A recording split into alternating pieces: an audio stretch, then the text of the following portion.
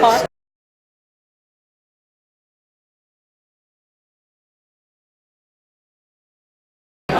Thanks for you too. Congratulations. Good evening. I feel a little low. Don't worry, Stuart. Don't worry. We actually feel a little low. Welcome to the November 25th meeting of your Aiken City Council. We certainly appreciate so many people coming out. I'm curious which item on the agenda it was that interested everyone so much, maybe. No, we welcome you for being here today. We want to start our meeting like we always do with an invocation and our pledge, and we have with us Reverend Kenny Murphy of the Mercy Church. And I'm going to ask him if he'd come up to the podium and lead us in our invocation, which will be followed by the Pledge of Allegiance, or the Pledge to the Flag by Chief Branco. So if you're inclined, please stand. Let's pray. Father, as we approach your throne tonight, we ask for your blessings upon this meeting. We're thankful, Lord, for your loving kindness and your tender mercies. We always pray for your help, Lord. We know that if your will is accomplished, that everything will be in order, God. Father of glory, may you give the spirit of wisdom and revelation and the knowledge of him, and let our eyes of the understanding being enlightening, that we may know what is the hope of your calling.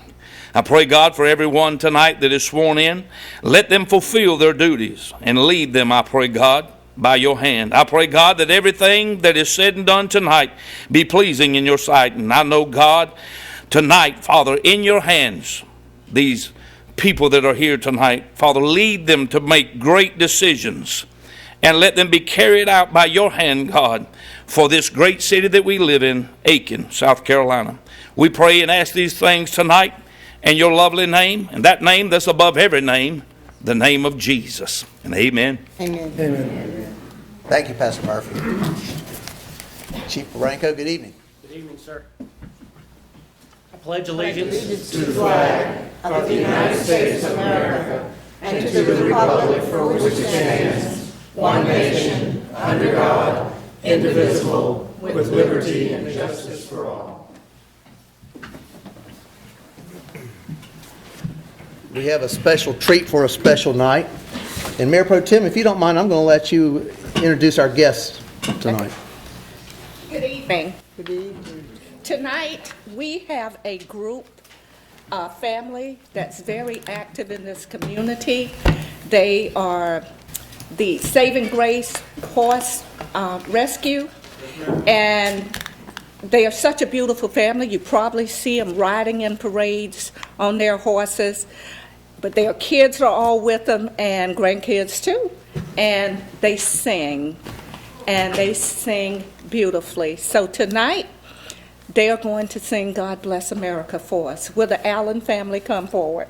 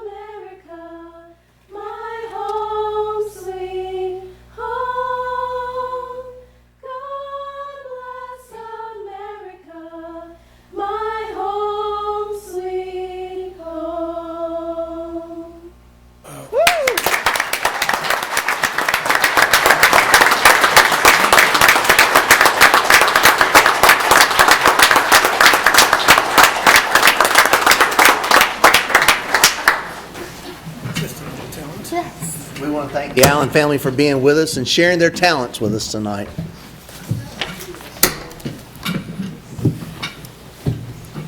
I'd like to go over the guidelines for our meeting real quickly. Meetings are public forums in which many opinions are expressed and the business of the city must be conducted. As such, disciplined, honorable, and professional decorum is paramount. Courteous and respectful communication is expected. During public hearings, all questions and statements from the public shall be directed to the chair, If you wish to speak, raise your hand and I will certainly recognize you. Please approach the podium and state your name and address. In order to allow an opportunity for everyone who wishes to address council, speakers should limit their comments to the subject being discussed.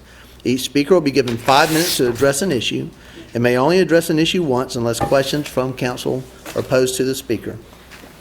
And with that, I'd like to recognize our Mayor Pro Tem. And I'd just like to say that Ms. Gail Diggs has done a tremendous job over the last 2 years as our Mayor Pro Tem. And I want to thank you for your service, Gail. Thank you. Griffin. So we look to you one more time for additions and deletions to the agenda. Good evening. Good evening. Mr. Mayor and Council, are there any additions or deletions to the agenda? With there being none, I make a motion that we approve the agenda as presented. Second. Councilman DeWar with a second. All those in favor of the agenda as presented, please raise your hand. And that's unanimous. Thank you. The minutes were given out for review of council before the meeting. Is there a motion at this time to accept the minutes as presented? So moved. All right. Councilwoman Gregory made the motion. Councilman Waltz with a second. All those in favor of accepting the minutes as presented, please raise your hand. And that's unanimous. Thank you. We move down to that portion of our agenda, presentations. And I'd like to ask our chairman of our election commission, Chairman Richard Johnson, to come up and give the election commission report on November 5th, 2019 general election. Chairman Johnson, good evening. Good evening, Mayor. The Mayor Osborne and members of City Council, City Manager Biedenbaum, City Attorney Gary Smith, and our city staff. Ladies and gentlemen, the Municipal Election Commission desires to make its report on the general election held on Tuesday, November 5th, 2019. I'd also like to acknowledge the members of the Election Commission, Mr. John Lindsay, who is absent tonight, and Ms. Rebecca Vin. Would you stand?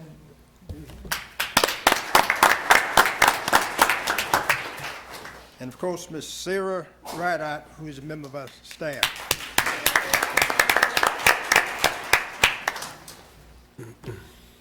City of Aiken Memorandum, November 25th, 2019. To City Council from Municipal Election Commission. Subject, general election. The City of Aiken conducted a general election on Tuesday, November 5th, 2019 to fill 3 expiring seats on City Council. The Mayor, Council District 1, Council District 3. Notification of the election was made by newspaper advertising as prescribed by law. The election was conducted under the 6-1 single-member district plan. District 1 included portions of precincts 3, 5, 3, 4, 5, 22, 57, and 72. District 3 included portions of precinct 1, 5, 20, 47, 60, and 66. Only voters living in District 1 could vote in District 1. Only voters living in District 3 could vote in District 3. All voters could vote in the mayor's race. The following date and time were open for candidate filing for the November the 5th, 2019 election. Opening of filing for nomination by petition and other filing of candidates for nomination in political party primaries or convention was opening 12 noon, Monday, July 1st, 2019. Closing 12 noon, Monday, July the 8th. The following candidates filed. For Mayor, Rick N. Osborne, Republican. District 1, Gail Bush Diggs, Democrat. District 1, Council District 1, Jeremy Stephen, Republican. District 3, John Birch, Democrat. District 3, K. Behrman Brawl, Republican. District 3, Nick Weaver, Republican. District 3, Council District 3, John Klecker, Republican. With 3 candidates filing for District 3, a primary was held. K. Behrman Brawl was the winner of the primary. The following names were placed on the official ballot. Mayor Rick N. Osborne, Republican.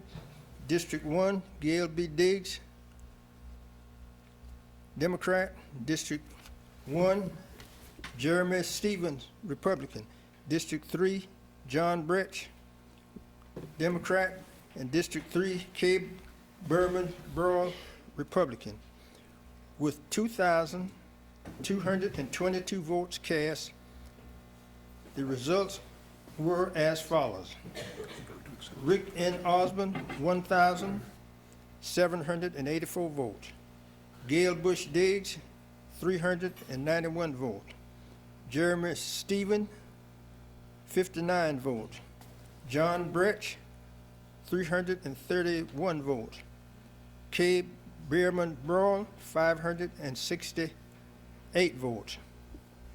We hereby certify the election of Rick Osborne, Mayor, Gail Bush Diggs, Council District 1, K. Behrman Brawl, Council District 3. Their term of office shall be for a period of 4 years. Respectfully submitted, Municipal Election Commission, John Lindsay, Vice Chair, Rebecca Vindet, and Richard Johnson, Jr., Chair. Mr. Mayor, that concludes our presentation unless there are questions.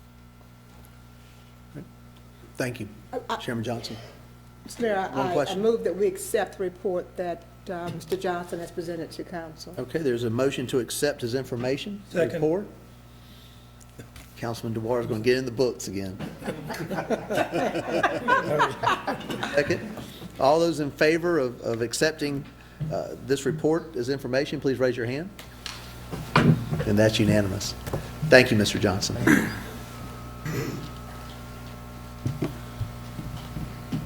With that, at this time, before we go into the swearing in, I would open up the floor for council members.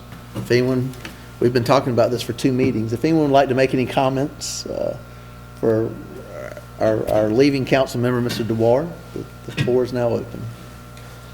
I think I said this in the previous meeting that when I became a council member, Dick had some directives for me. And he told me, he said, okay, the first thing you need to know is whenever I hold up my hand, you hold up your hand too. And I looked at him, and Gary can attest to this, and I said, I don't think so. I am not your puppet. But I'm going to miss Dick. We sit here so often and pull out our grandchildren's pictures and talk about them, and I feel like I know them just like they were right here in this room with us, and I felt like family. And we've had our ups and downs. We didn't always agree, but we were still friends, and we still respect each other. And I'm going to miss you, whether or not you believe it. I am going to miss you. I do. Mr. Mayor, let me just add that I've served 12 years with Dick and have watched, Dick, your compassion and your commitment to your base. And certainly you kept your base informed of what was going on. You've been extremely dedicated to what you believe in, and no one can ask anything greater than a council member than when they're dedicated to the cause and representing their district. And so I want to wish you well, wish you and your family well. You've got lots of things in store, you and Mary Lou with your family and your grandchildren, and it's exciting things. So I pray that God will be with you and that he will preserve health and strength, that you will be able to enjoy all the things you have planned ahead. God bless you. I'm going to keep mine very brief because I think I've been farewelling you since 2 council meetings ago. So, but Councilman Duar, thank you for our conversations. I agree with Ms. Leslie and resonate that your commitment to your constituents is admirable. And I wish you all the best. So thank you. I'll just add, Dick, we're going to miss you. It's been fun. Always good to spar with you, and I've enjoyed it every day. Give her a round of applause.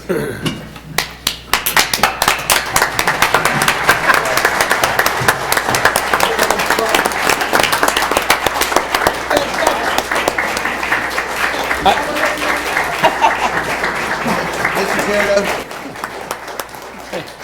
I wanted to thank him for these nice flowers. That was very nice of you to me. They're leaking on the desk, but that's okay. You've set a great example for all of us. We may not agree 100% of the time, but I think that's part of it, and that's good for this council to have good discussions. You always came from your heart and your mind and did the right thing as far as you, and you're going to be able to stand up to all of that. And it's been great sitting next to you and keeping me straight. Gonna miss you.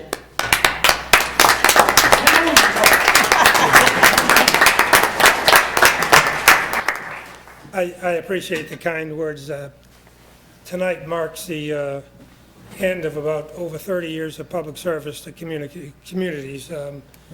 I served for an extended period of time in Thousand Oaks, California, and then 12 plus years here in Aiken. I guess if you throw in my 20 years in the military, it's been well over 50 years. So I think we all have an obligation to public service, and the people that are here in Aiken embrace that, and that's what makes Aiken such a great place. I've thanked the department chairs individually. I hope I haven't missed any of them for their support. Oftentimes when we get a call from a constituent about this kind of problem or that kind of problem, it's the staff that bails us out. I would repeat what I said downstairs about the city manager. Stewart's doing a great job. He's a tremendous asset to the city of Aiken, ably supported by Kim Ebney, who ran the finance department so well for many years. Sarah Rideout, I don't know what we'd do without Sarah. Sometimes I have a tendency, and I always told folks, just because you get an email from me on the weekend, you don't have to answer it right away. You can send Sarah an email at 9 o'clock at night, and you'll get a response probably within 30 minutes. So, and Gary Smith, our city attorney, my fellow veteran, who's done great service to the community.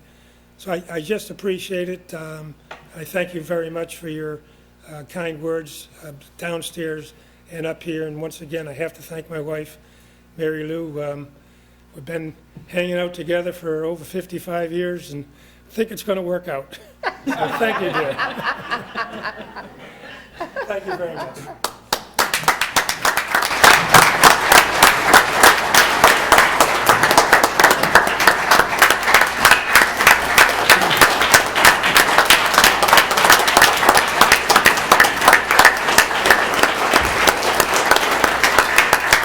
Councilman, I'm going to ask you to join me down front if you would. Okay.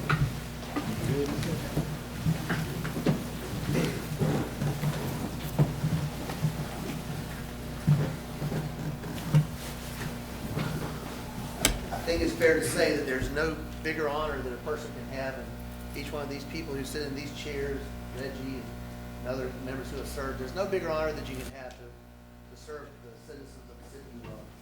So we're so blessed to have Aiken and to have the opportunity to serve it. But I want to say to you, Dick, what a great job.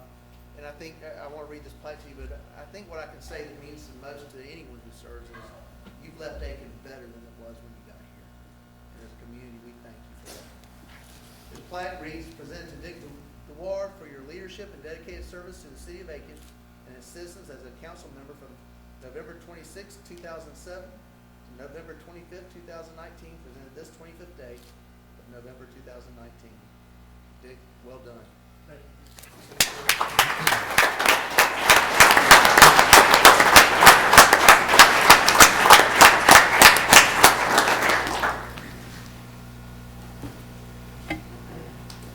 Not done for that one. That's it. Thank you again. Thank you, Gary. Well, I think it's time for our swearing in, and since I'm here, Right off into the sunset now. Sarah, you ready for the swearing in? We have 3 swearing ins, myself, Councilwoman Diggs, and Councilwoman-elect April. So we're going to do them individually tonight, because there's different pledges. So Sarah, if you'd like to come up, I'm going to ask my wife Annie.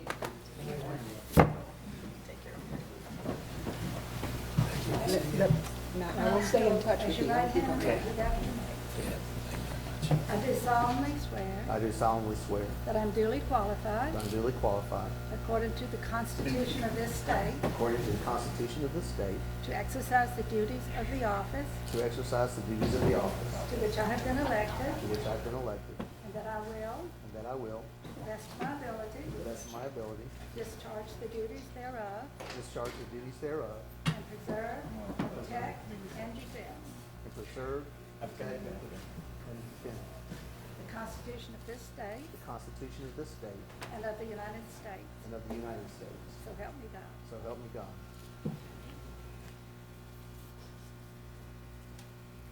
As mayor of the municipality of Aiken, As mayor of the municipality of Aiken, I will equally, fairly, and impartially, I will equally, fairly, and impartially, to the best of my ability and skill, to the best of my ability and skill, exercise the trust reposed in me, exercise the trust reposed in me, and I will use my best endeavors and I will use my best endeavors to preserve the peace to preserve the peace and carry into effect, and carry into effect, according to law, according to law, the purposes for which I have been elected. the purposes for which I have been elected. So help me God. So help me God.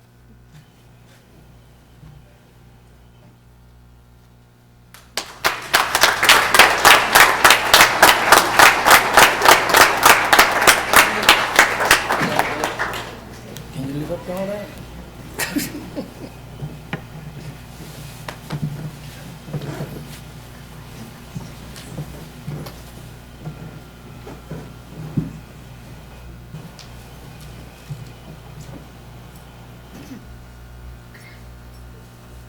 Glad to have my daughter Brittany, my campaign manager, and my granddaughter Harper.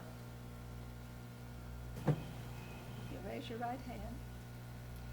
I do solemnly swear I do solemnly swear that I am duly qualified, that I am duly qualified, according to the Constitution of this state, according to the Constitution of this state, to exercise the duties of the office to exercise the duties of the office to which I have been elected, to which I've been elected, and that I will, to to the best of my ability, the best of my ability, discharge the duties thereof, discharge the duties thereof, and preserve, protect, and defend and preserve, protect, and defend the Constitution of this state the Constitution of this state and of the United States. and of the United States. So help me God. So help me God.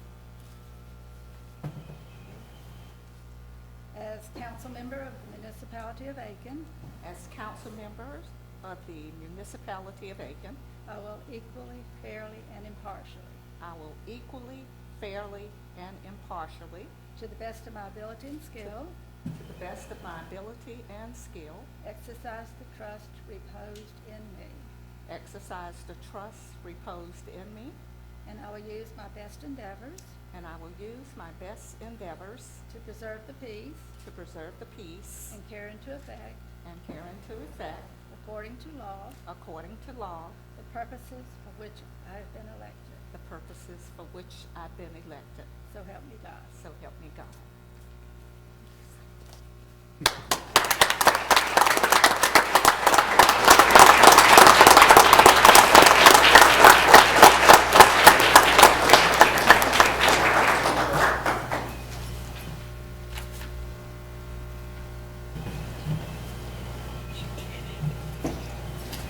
Brittany, tell Harper we've got a seat up here for her.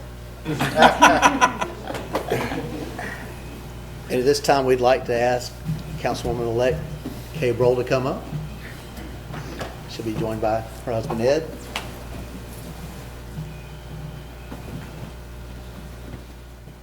Raise your right hand and repeat after me. I do solemnly swear I do solemnly swear that I am duly qualified, that I am duly qualified, according to the Constitution of this state, according to the Constitution of this state, to exercise the duties of the office to exercise the duties of the office to which I have been elected, to which I have been elected, and that I will, and that I will, to the best of my ability, to the very best of my ability, discharge the duties thereof, discharge the duties thereof, and preserve, protect, and defend and preserve, protect, and defend the Constitution of this state the Constitution of this state and of the United States, and of the United States, so help me God. so help me God. As a council member of the municipality of Aiken, As a council member of the municipality of Aiken, I will equally, fairly, and impartially, I will equally, fairly, and impartially, to the best of my ability and skill, to the best of my ability and skill, exercise the trust reposed in me, exercise the trust reposed in me. and I will use my best endeavors I will use my best endeavors to preserve the peace to preserve the peace and carry into effect, and carry into effect, according to law, according to law, the purposes for which I have been elected. the purposes for which I have been elected. So help me God. So help me God.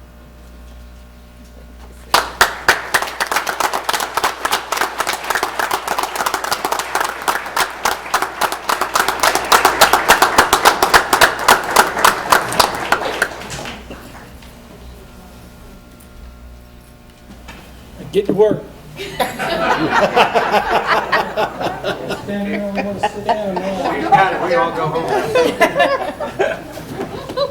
Oh, lovely ladies, how are you doing? Thank you so much.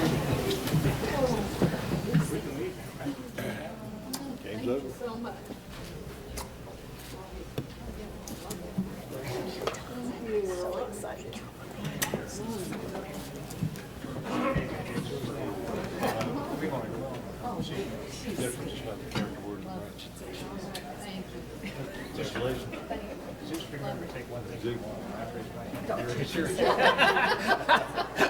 Don't even start that. Don't even start that, right? Drop the Bible, that's all. Sure.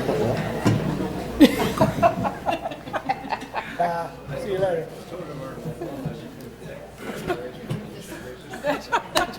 You can see me, but Gail can't.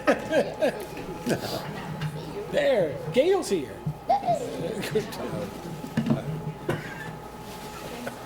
But they are pretty. I thought they were for me. Okay. Where's everybody going?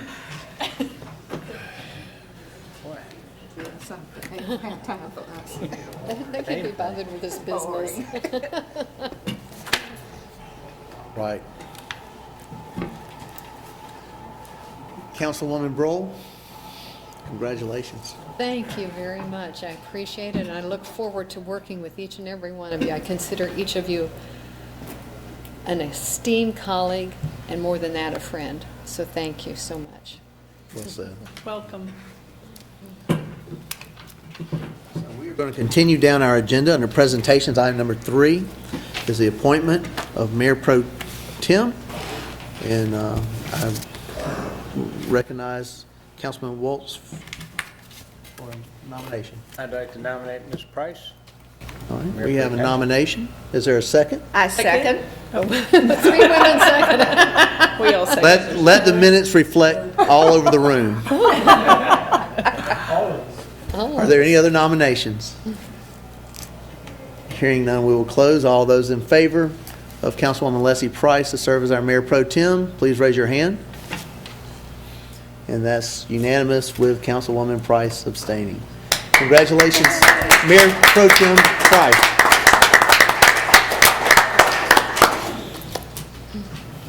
Something? What? I haven't been able to stop you in 4 years, so I have a feeling.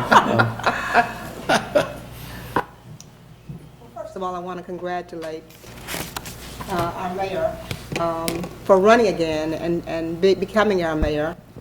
We have enjoyed his time with us, and he has led us impeccably over the past 4 years. And then the incumbent, Gail Diggs, my friend, her family is a close friend. We're happy to see her reseated. And Kay, we're happy to see you on board as well. So, and I thank you for your trust to my colleagues on council in serving in this role. Thank you very much. Thank you. Thank you to Ms. Leslie for her leadership. All right, moving down to old business. Number 1 is approval of appointees and discussion of appointees to various city boards, commissions, and committees. And I'll recognize our city manager, Mr. Stuart Bedenbaugh, for names to be considered at this meeting. Thank you, Mr. Mayor. We have one appointment for consideration tonight. Councilwoman Diggs has recommended the appointment of Amy Hanna, Director of Aiken Senior Life Services, to the Senior Commission to replace Bill Goodson, who has resigned, and she has been appointed for a term that will expire March 14th, 2020, and would be eligible for reappointment. And that is the only name before you tonight. All right, thank you. Is there a motion to accept this nominee? So moved. Thank you, Councilwoman Gregory. Is there a second? Second. Mr. Girardeau, thank you. All those in favor of this nominee, please raise your hand. And that's unanimous. Thank you. Are there any nominations to be considered at our upcoming meeting? I would like to nominate Mrs. Brooke Thomas for the Equine Committee, please. Very good. Any other nominations to be considered at our next meeting?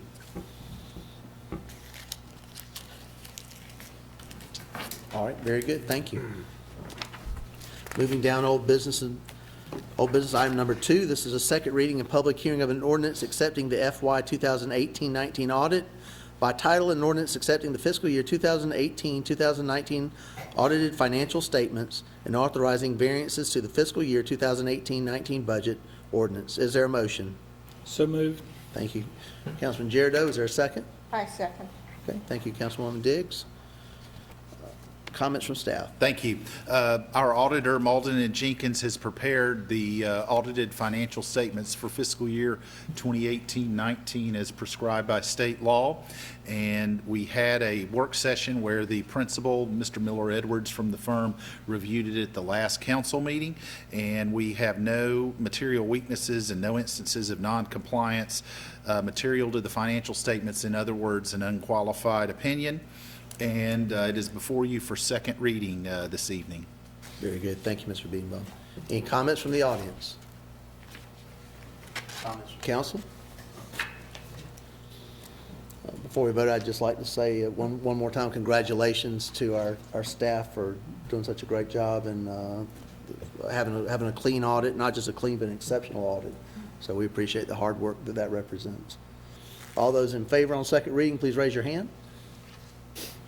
And that's unanimous. Thank you. Moving down to old business to item number 3. This is a second reading and public hearing of an ordinance to authorize an interfund loan of capital project sales tax for project Banks Mill Lift Station and sewer upgrades. By title, an ordinance to authorize an interfund loan for capital project sales tax funds projects. Is there a motion? So moved. Thank you, Councilwoman Gregory. Is there a second? Second. All right. Thank you, Councilwoman Brohl. Comments from staff? Thank you. We do have before you this proposal. The bid, we are proposing using $800,000 borrowing ahead from capital project sales tax 4 to borrowing from a general fund equipment replacement and special holding funds to rehabilitate the sanitary sewer line from Banks Mill Road to Citadel Drive. And that is what is before you tonight. The balance of this project is being paid for with a loan from, a bond from the state revolving fund. We were asked at the last meeting by former Councilman DeWard to review if funds were available in CPST 3 for this project, and we did review that, and what funds are left are encumbered for other projects and not available. So tonight, we have before you second reading that would allow us to borrow from our equipment replacement fund to repay from CPST 4 with interest at the local government investment pool rate. Okay, thank you, Mr. Beanwell. Any comments from the audience? I have a question. Any comments or questions from council? Mr. Mayor, could you, in the second paragraph where it says the repayments would be at the LGIP rate, could you tell me what those acronyms stand for, please? Yes, ma'am. That's the local government investment pool. The state treasurer handles that money and they invest those funds for us. Right now, the rate is 1.9777%. Thank you. Any other comments or questions from council? Okay, hearing none, all those in favor of second reading, please raise your hand. And that's unanimous. Thank you. The newly elected Mayor Pro Tem will come to the center chair for the next item.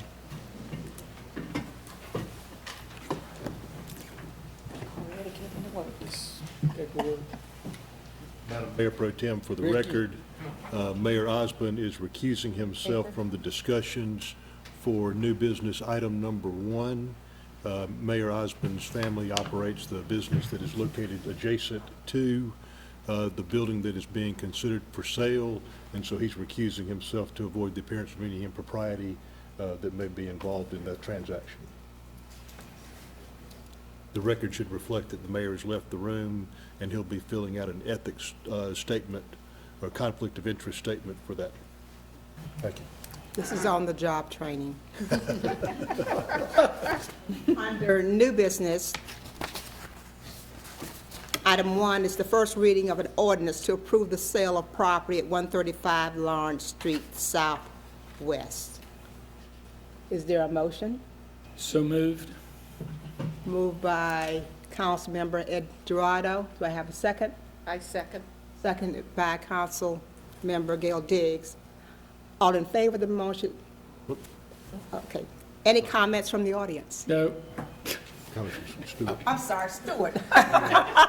We'll get you started. Learning on the job. No problem, Madam Mayor Pro Tem. We do have an offer by WTC Lawrence LLC to purchase this property for $1,200,000. It is currently occupied, it's our administration and finance building, which is primarily occupied by staff of the city manager's office and the finance department. Once we move into the location not formerly occupied by the Regions Bank at 107 Chesterfield Street South, this location will not be needed. This agreement that is before council tonight would not require a sale to be executed until a date no later than January 31st, 2022. Until that time, the city will continue to own the building, pay no rent, and no rent would be needed until, to be paid until February 1st, 2022 or later. We believe, based on conversations, we strongly believe based on conversations with the developers of the building at Regions, we will be in there long before this 2022 deadline of February 1st, 2022. So you have before you tonight an ordinance to approve the sale of property owned by the city of Aiken at 135 Lawrence Street Southwest to WTC Lawrence LLC for $1,200,000. Thank you, Mr. Biedenbach. Any comments from the audience? Any comments or questions? I'm sorry.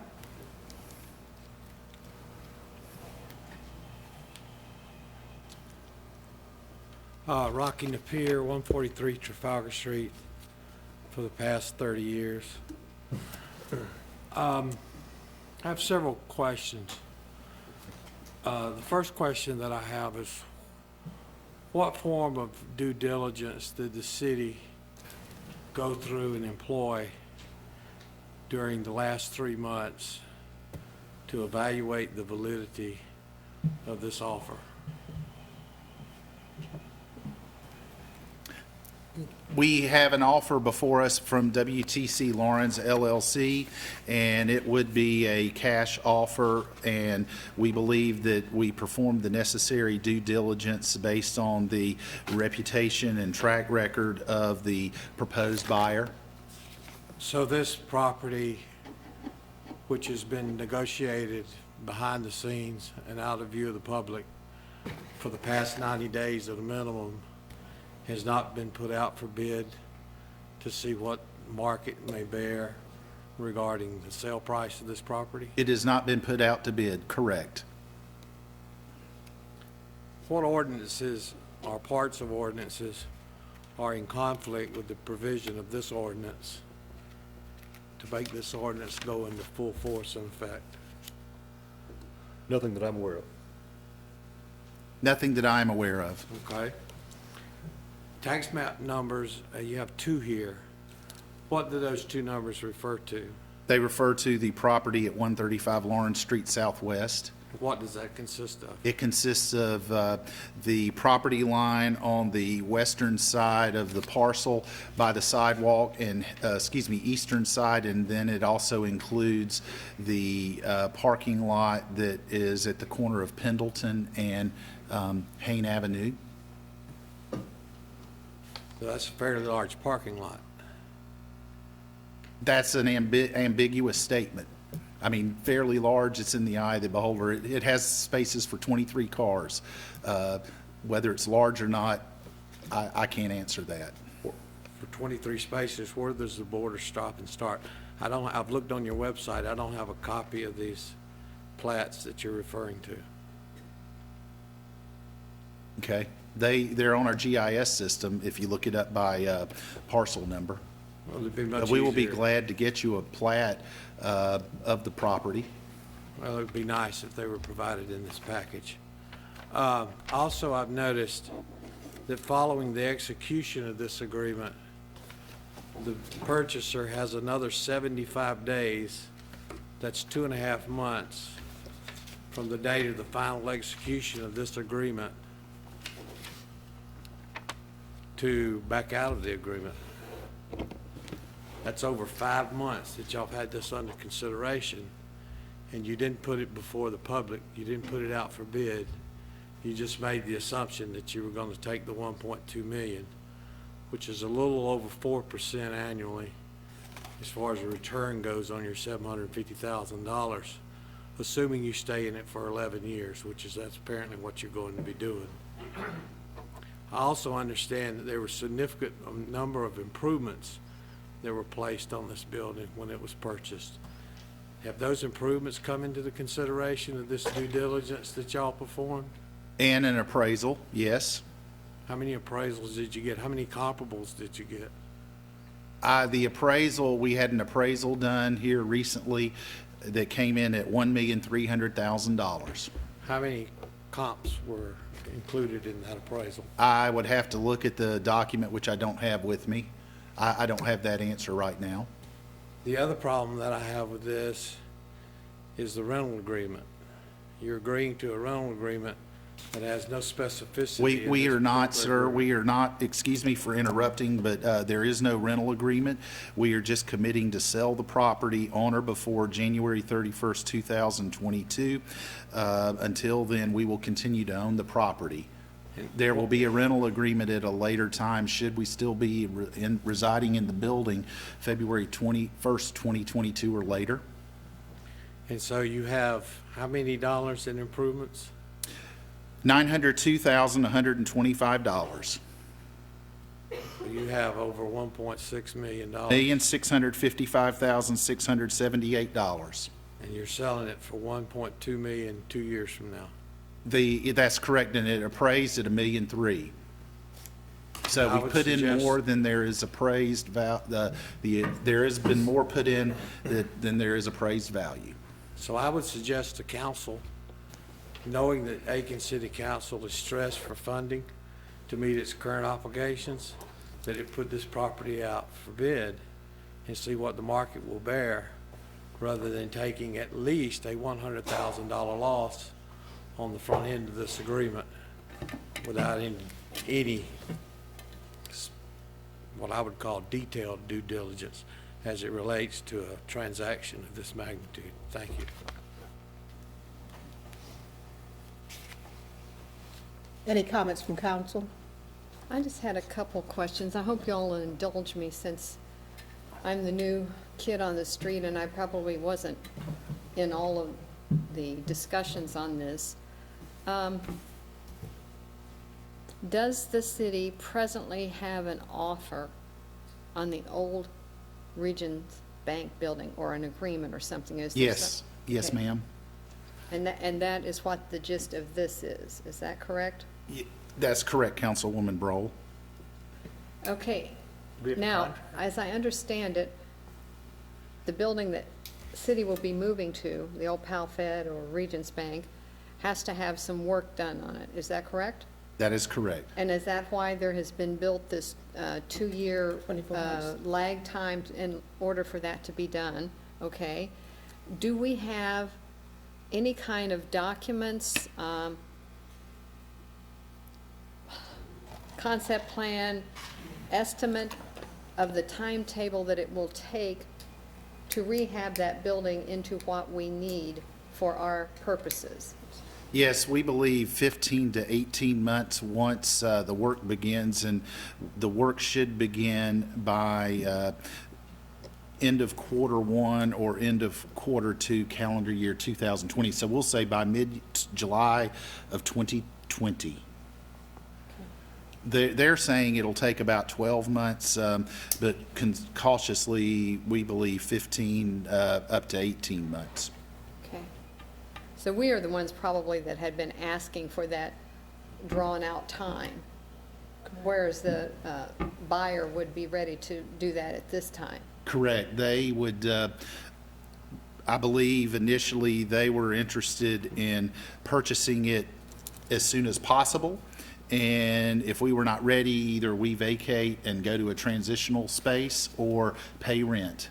Now, that's another question. If by some unforeseen chance, right, that something comes along and we are not able to vacate by the time that we anticipate, we pay rent, and do we know what that amount of rent would be? We would do one of two things. We would either move into a transitional space that we own, and we would, I would imagine, probably still own the property at Park Avenue, and the one up on Lawrence, the old public safety, or we would negotiate some sort of rent payment with the proposed buyer, WTC Lawrence LLC.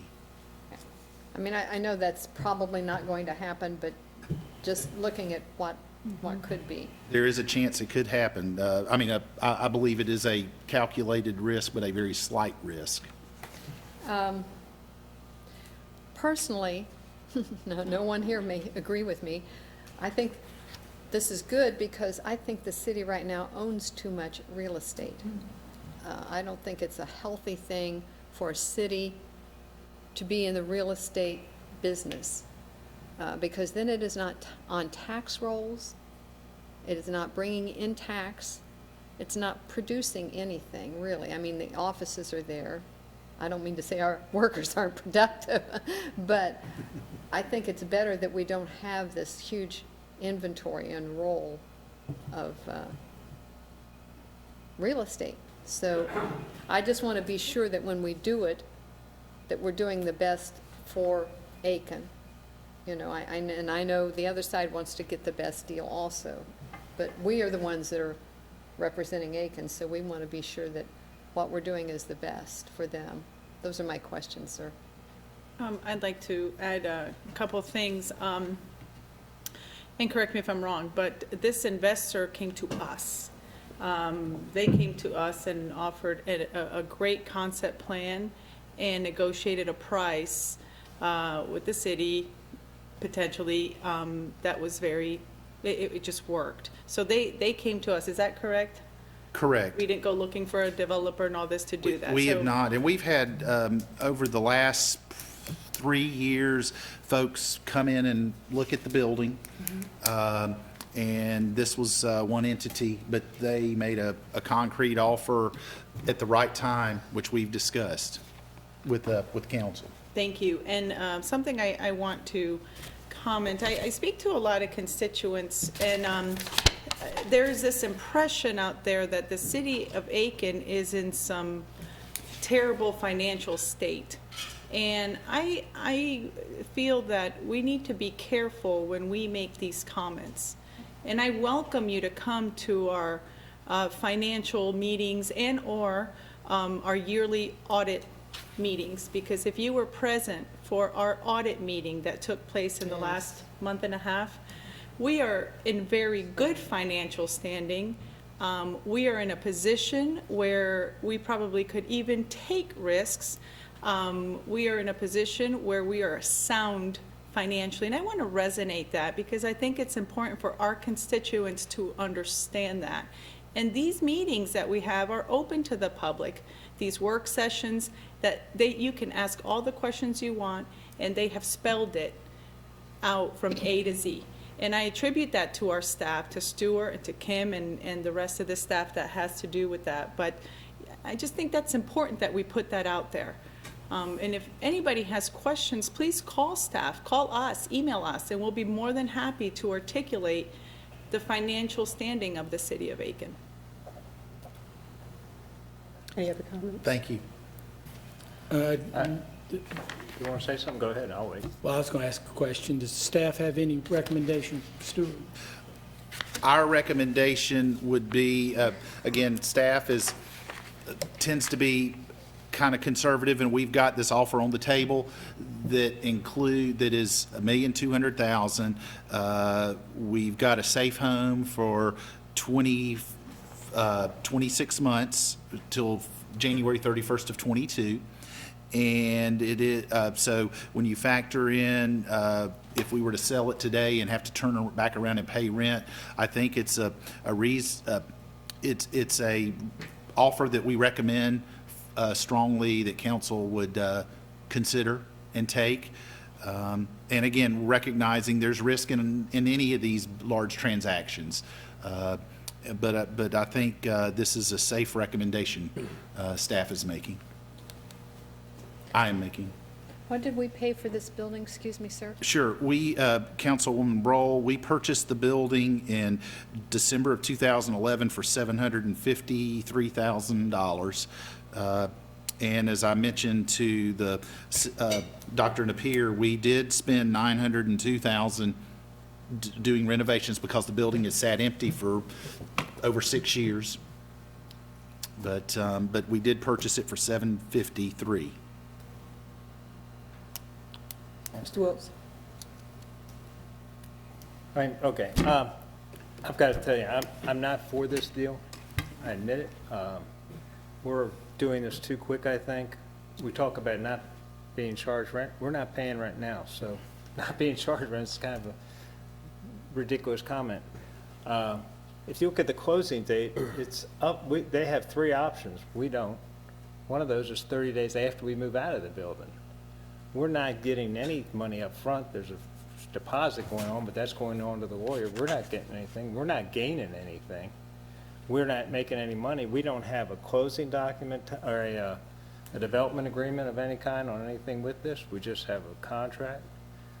We don't have an agreement on the building in writing that we're buying of what we're going to do, what we're going to build, how long it's going to take. We just had conversations with them, but we have nothing in writing to back us up.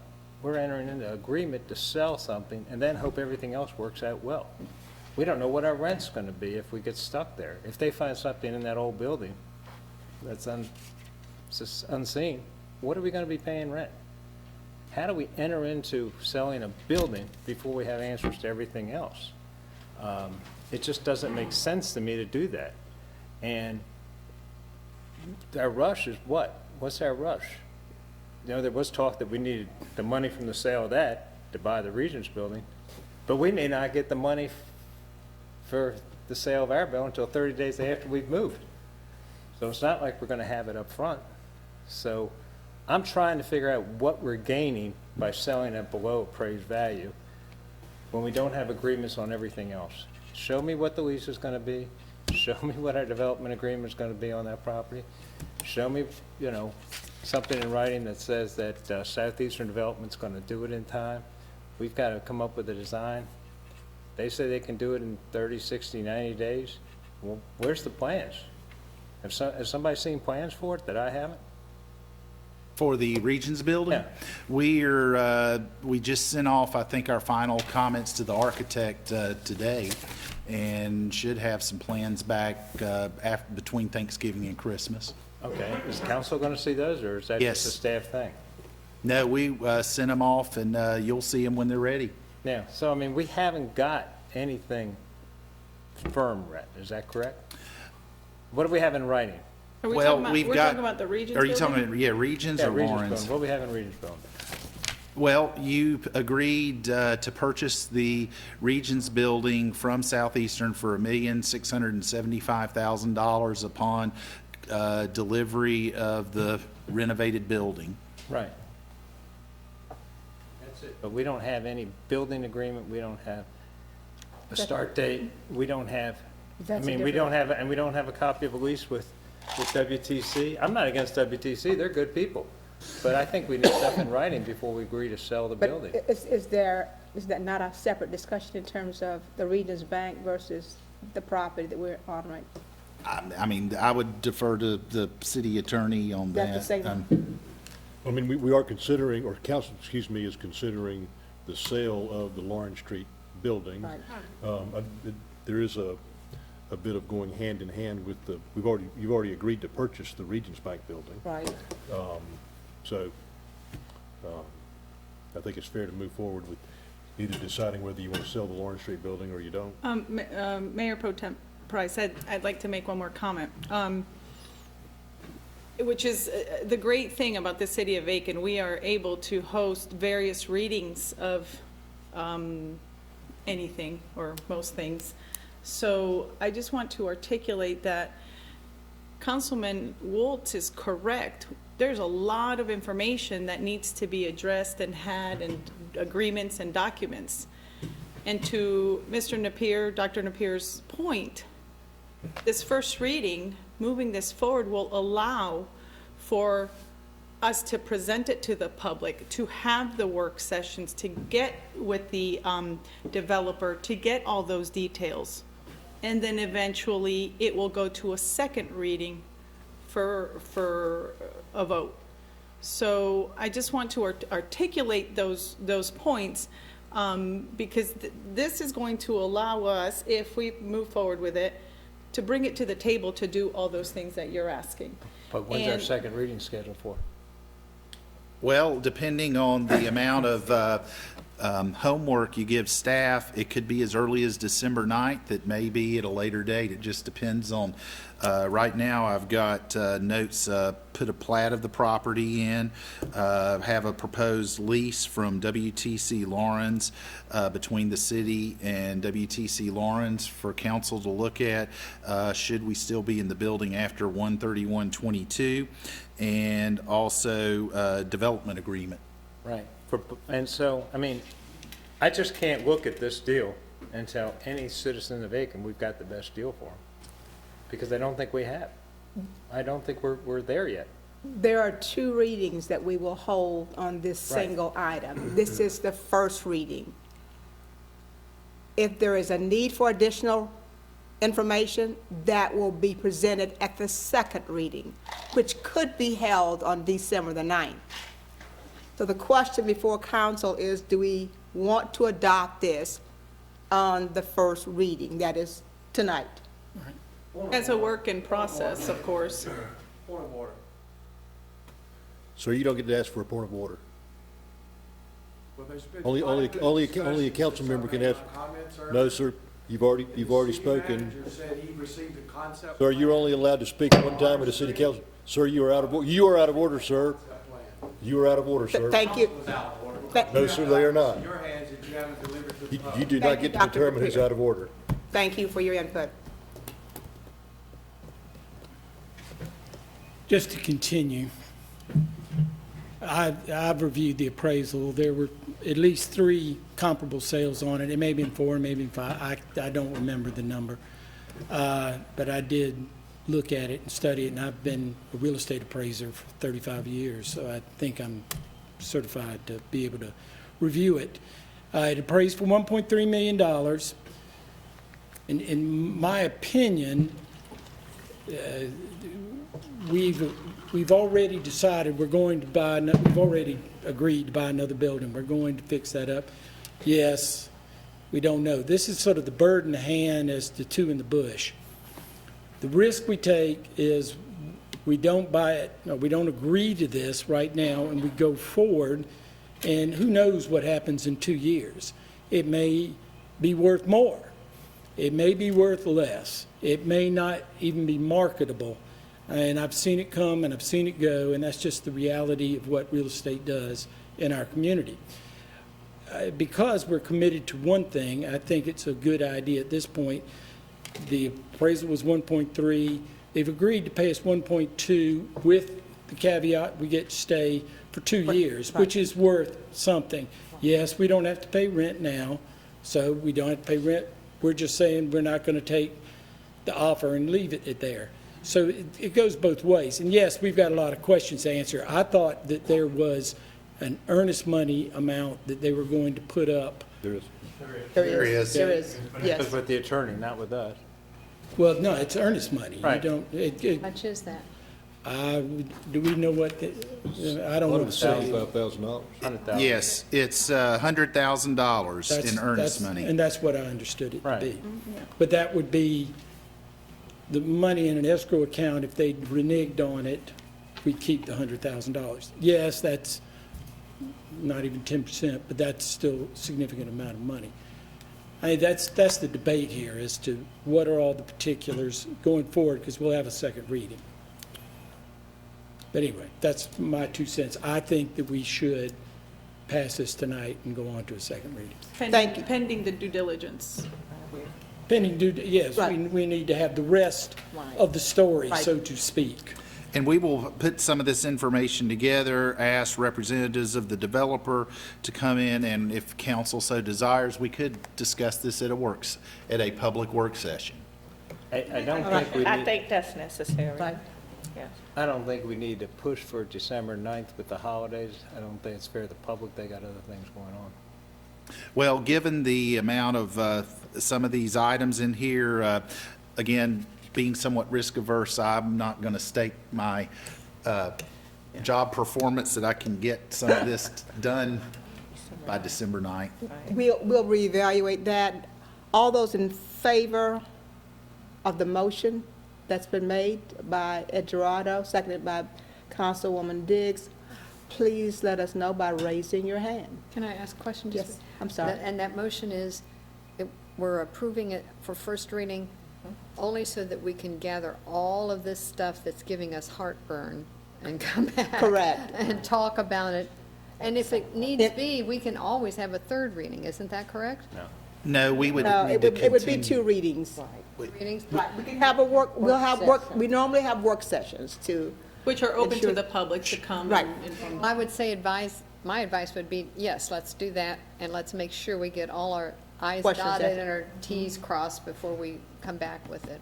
And I would encourage a work session or two. Absolutely. We will have a work session prior to second reading. Probably not December 9th, but we'll do our best.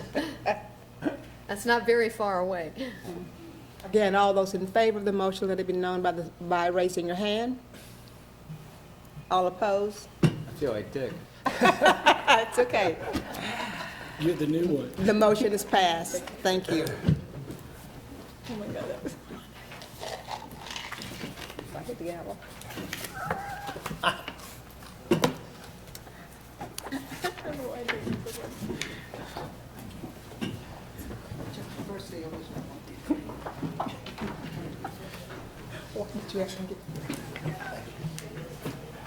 I just wanted to put you on the spot. Fun.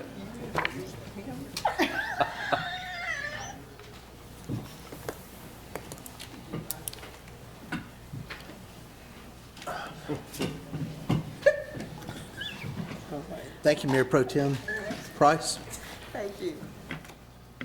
Moving down new business to item number 2.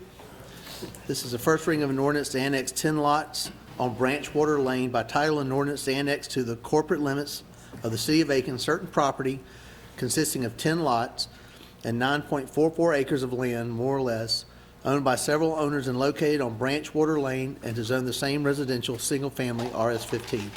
Is there a motion? So moved. Thank you, Councilman Jericho. Is there a second? Second. Thank you, Councilman Waltz.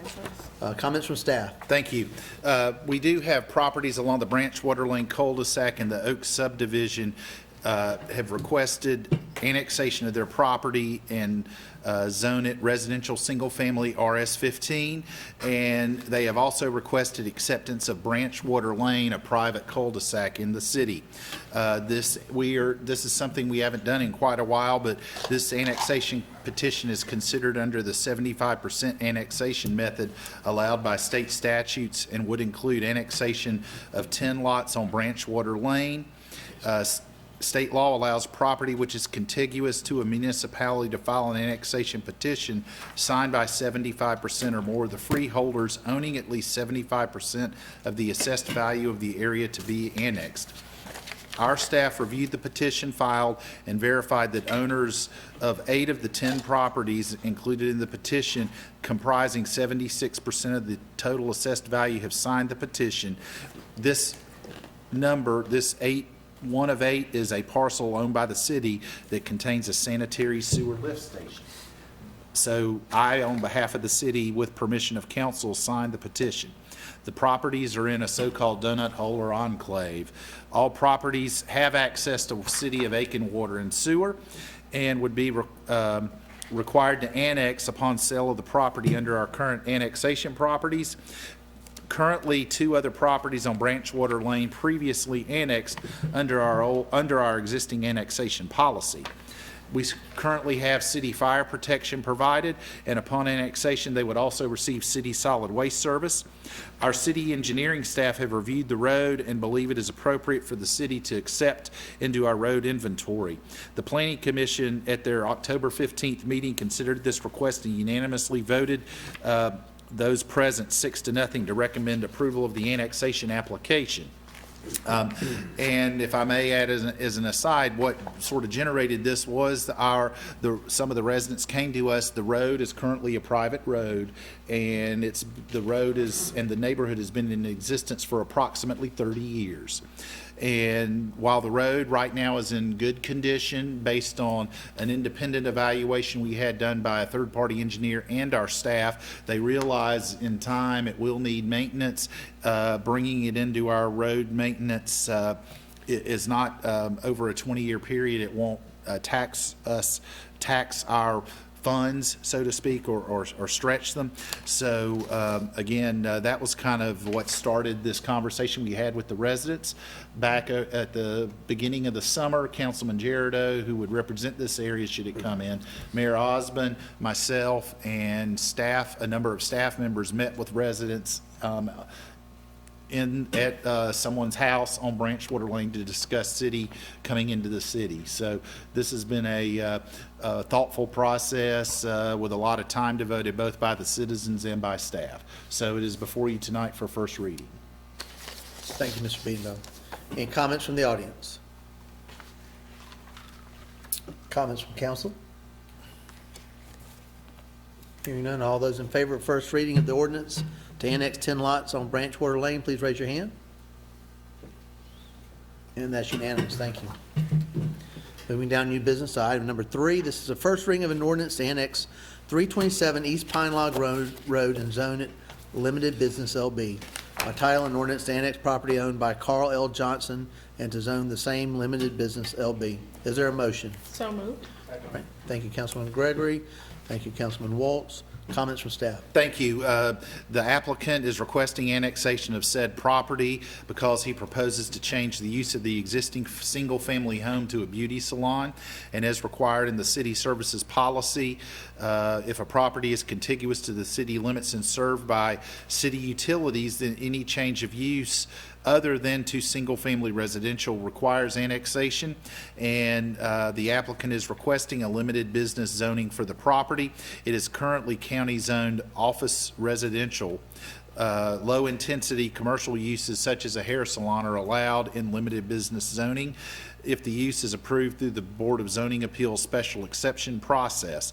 Limited business zoning accommodates areas in transition adjacent to major thoroughfares and residential uses. This property proposed to be annexed is located in subdivision number 3 of Virginia Acres.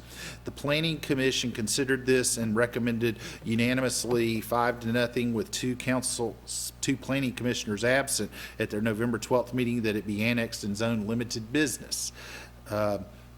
There were 2 conditions that must be met prior to becoming effective. Number 1, that the Board of Zoning Appeals approves the special exception request to operate the salon at said address. And, I'm sorry, that is the only condition. So it is before you tonight for first reading to rezone property at 327 East Pine Log Road, owned by Carl L. Johnson and Zone Limited Business LB, with the condition as recommended by the Planning Commission. Thank you, Mr. Beavenbaum. Any comments from the audience? Any comments from council? If this is approved by us, Mr. Mayor, then they go before BZA for that exception. That's correct. That is correct. They would have to go to BZA before the use as a salon can be allowed. What is a contiguous property zoned? That is a good question, Mr. Mayor, and I will have to get that unless, could Maria, Ryan is absent due to illness today, so Maria Moultrie, the senior planner, is here. So the contiguous property is RS10, of course, that's Millbrook Elementary, and then we have Kennedy Middle, and then the other is within the county, and that's actually all, well, parts of it are office residential, the other is residential RC. So which will be residential conservation. So the LB is the closest that we have that would allow and fit? That's correct. The closest to the OR. Okay. That is the county, and then would also allow his salon. Very good. Thank you. All right, all those in favor of first reading of this annexation and rezoning, please raise your hand. And that's unanimous. Moving on to item number 4 under new business. Mayor, Yes, sir. I have to excuse myself because I've got property adjacent to these. Yes, sir.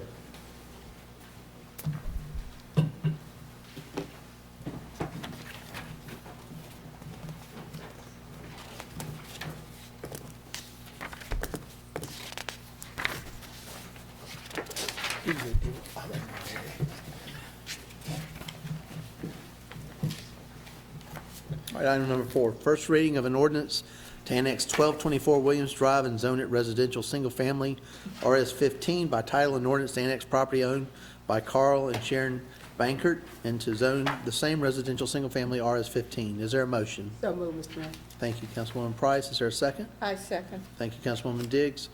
Comments from staff? Thank you. We do have this annexation request pursuant to our city's water and sewer annexation policy. It would be zoned RS-15 residential single family located in the Aiken Estates area.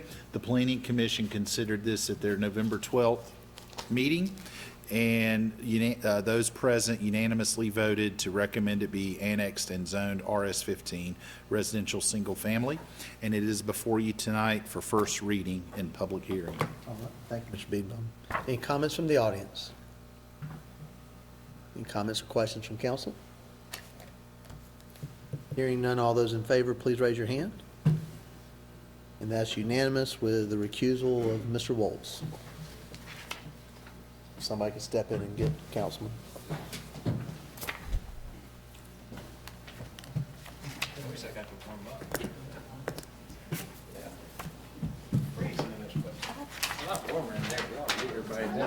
It's cold in here. Gary, running TV, turn the air conditioner down, Gary. Freezing now.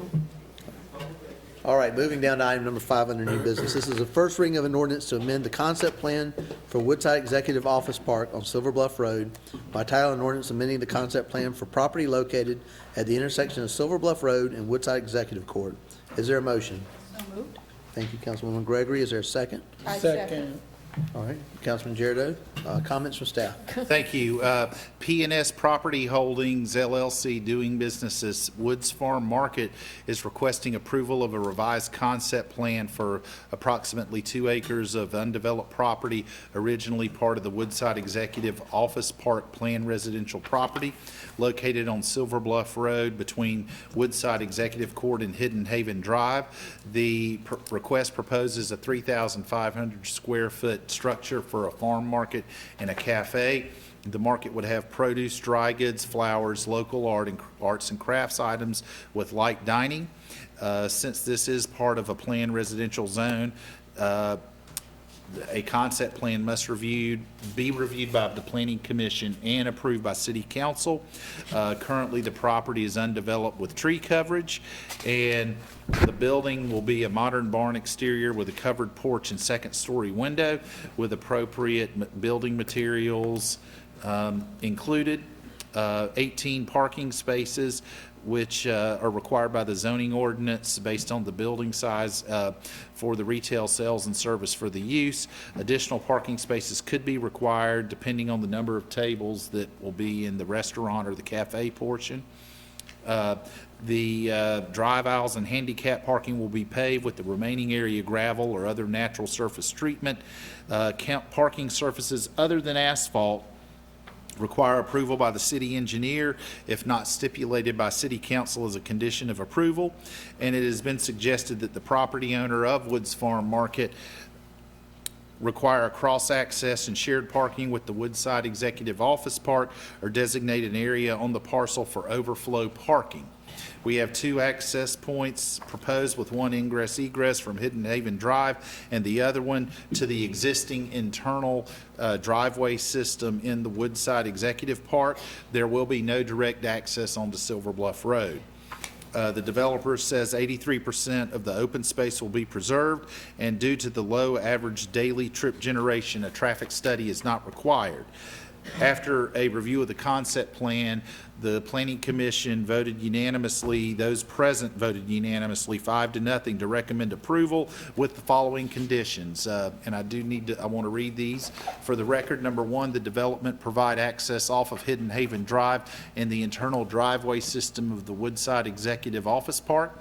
Number 2, that a cross-access and shared parking easement with Woodside Executive Office Park be recorded and/or an overflow parking area with a grass reinforcement grid be installed, which is similar to what we have at Hopelands off of Dupree once you get off the asphalt parking area.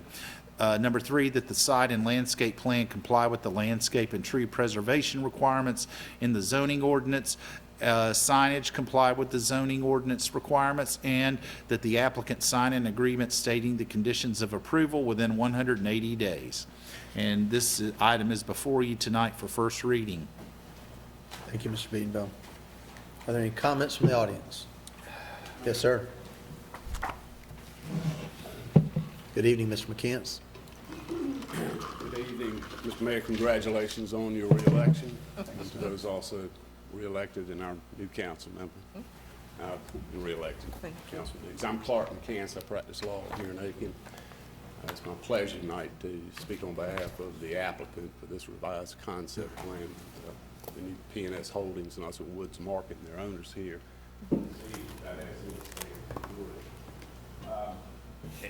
I'm here on behalf of Woods Market, which you may know is currently located on Dougherty Road. Wonderful stretch of highway in Aiken. Woods Market is asking for opportunity to move this business to Silver Bluff Road, which has now been redeveloped as a beautiful stretch of road. And this is a wonderful opportunity for council to promote a very unique business in this town and make it more visible to our citizens. I'm a bit partial to Woods Market because I'm a customer there, Commissioner. council member. Jared, I hope you've been there before, but it's got a lot of unique products, fresh meats and cheeses and milk and whatnot. If you want some ostrich, you can buy it at Woods Market. Many people spoke in support of this move at the Planning Commission. I was frank with the Planning Commission. There were some issues with regard to traffic and other issues, but I believe they have been resolved with the conditions that Ms. Biedenball mentioned. And Tilden Hildebrand is here this evening, who developed the plan for the city and would speak to those if necessary.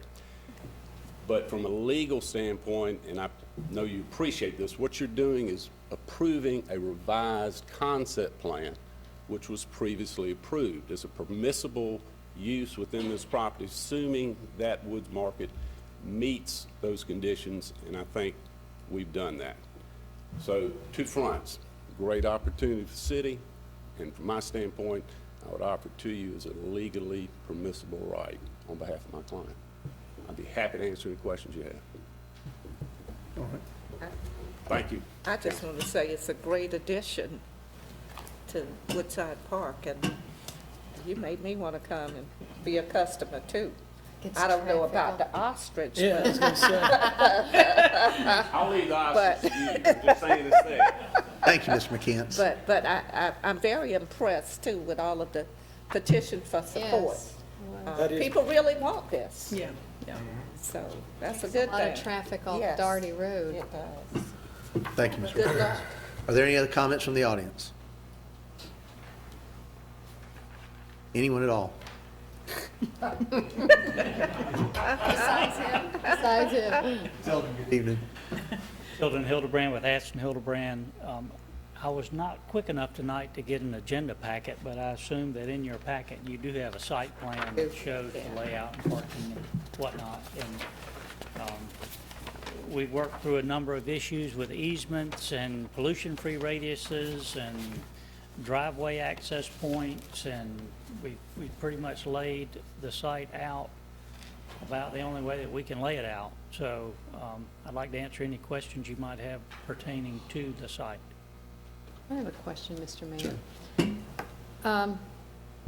In here it mentions current land uses, except for the existing well site, the parcels are currently undeveloped with tree coverage. Okay, now, will that well site, I assume that has to be protected. You cannot build up to that or over top of that. That has been taken care of, correct? That's correct. The well has a 100-foot pollution-free radius around it designated or protected so that there is no pollution source that could be developed inside that radius. So that has been all taken care of? Yes, it has. Okay, then, when we're looking at, it's on the first page on the back, the conditions, and then listed here in another place, the 5 conditions, which I have no problem with, but then there was the parking spaces other than the asphalt will require the city engineer approval. Now, are those going to be part of these requirements, or is that going to be done later, was what I was trying to determine from looking at this application? If you approve the revision to the concept plan, then we will prepare a site plan that would show a number of paved parking spaces to meet as a minimum the ADA requirements. The owner would like to include as many gravel spaces as she could out of that total of 18, and that's something that we negotiate with the city engineering department on a fairly regular basis. So that would happen after these things, but That's should it, correct. does it Now, need to be listed in there, in those conditions? I think, Stuart, you had mentioned that the city council could approve some alternate surface Yes. now as opposed to negotiation with the. That is correct. You can make an amendment. It is council's purview and right, if they so desire, to make an amendment to what has been recommended by the Planning Commission. And I believe this would be one of those items that would fall under that category. Would that speed up your process? It would. I might suggest that you let Ryan Bland. Take a look. And/or John Poole come back to you at the next council meeting and give you some ideas. They can talk with Tilden between now and then. Sounds good. Sounds good. Yeah, we will have another reading. Make that note. Sounds good. He's making notes. He's making notes. Thank you, Tim. Thank you. Appreciate you being here tonight.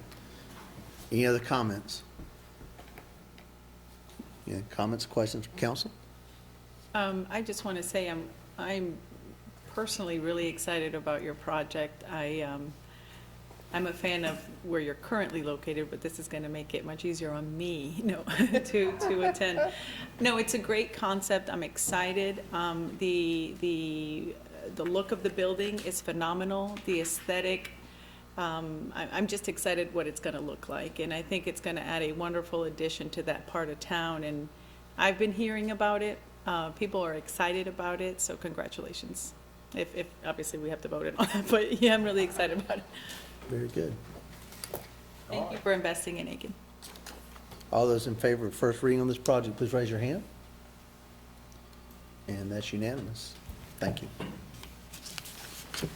Moving down to item number 6, this is a first reading of an ordinance for adoption of the International Building Codes. By title, an ordinance to amend Chapter 10, Section 10-2 of the Aiken City Code to incorporate the 2018 editions of the International Building Code with modifications, International Fire Code with modifications, International Fuel Gas Code with modifications, International Plumbing Code with modifications, International Mechanical Code with modifications, International Energy Conservation Code, the International Property Maintenance Code, the International Residential Code with modifications, the International Swimming Pool and Spa Code, and the 2017 edition of the NFPA National Electrical Code. Is there a motion? So moved. Catch my breath. Just do them all in one I didn't think it'd go in. Councilman Waltz made the motion. Is there a second? Second. All right, thank you. Councilwoman Brohl, comments from staff. Thank you.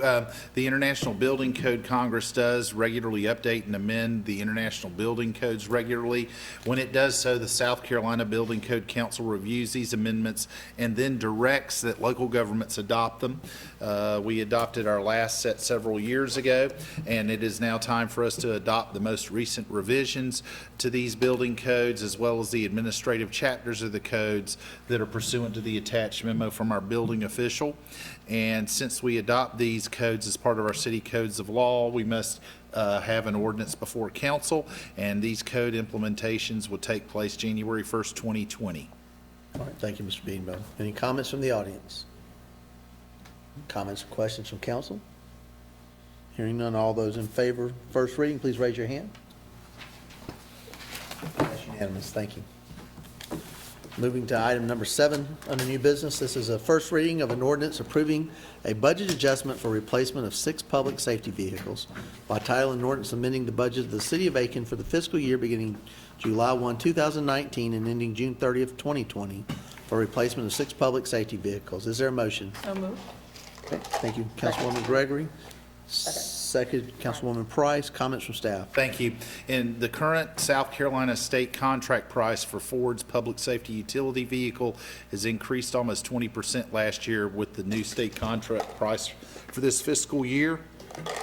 Council, as part of our budget deliberations in the spring and early summer, approved 6 vehicle replacements, but with this new contract pricing, the budget is short by $26,500. We can purchase all 6 of these vehicles with available other monies in our depreciation funds. And this does require a budget adjustment, and it is before you tonight for first reading. Thank you, Council. Thank you, City Manager. Any comments from the audience? Comments from council? We're purchasing these from someone local. They are purchased on state contract from the vendor that won the state contract, and it is not local. It is not a local vendor that won the state contract. Pardon? Are they new vehicles? They will be brand-new vehicles.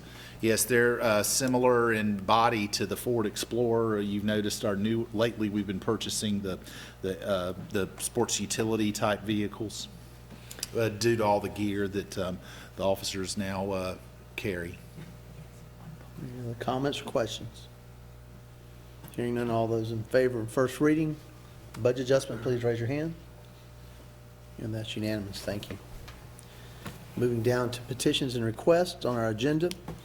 Item number 1 is approval of bid and expenditure of capital project sales tax 3 for Shiloh Springs lime slurry system. Is there a motion? I'll move.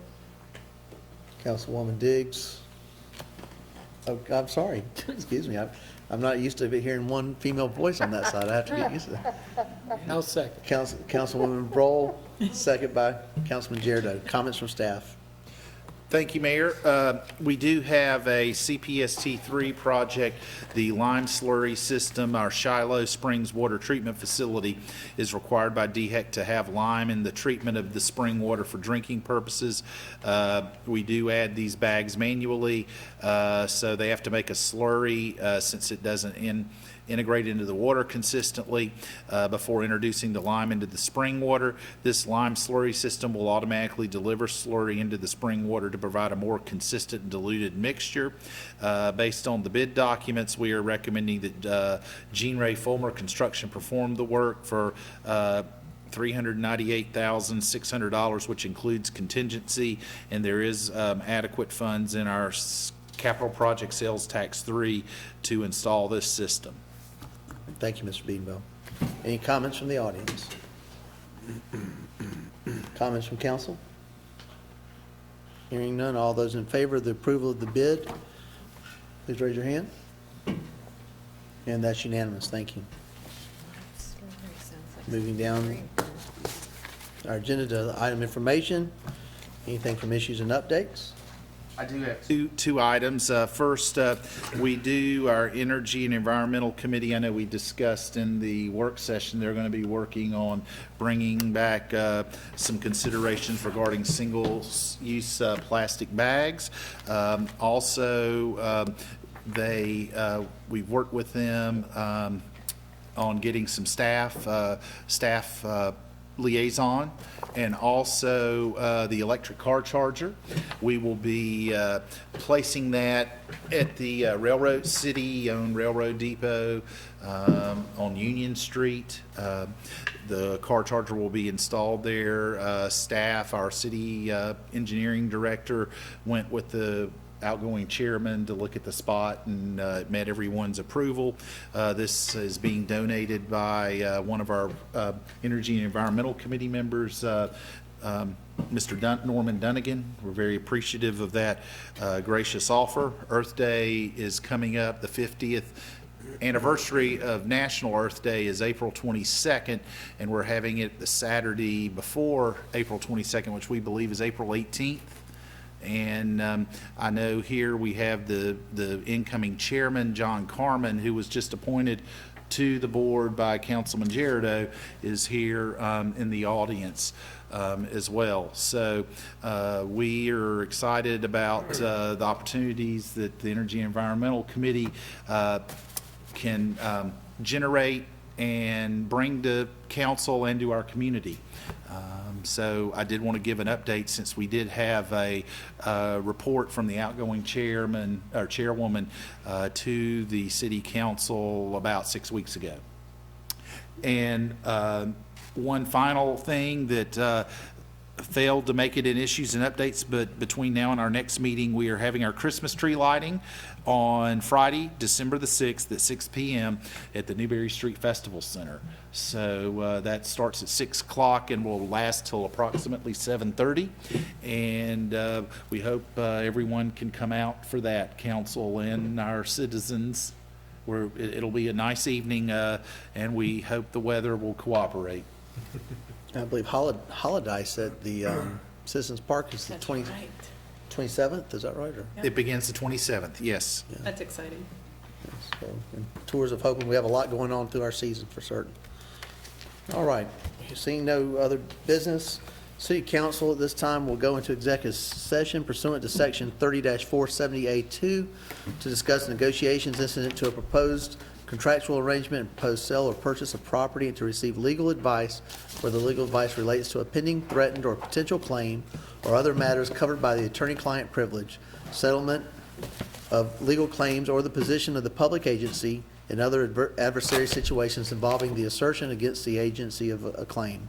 Specifically, City Council will discuss a proposed contractual arrangement with the owner of real estate regarding the possible purchase and/or acquisition of land by the City of Aiken.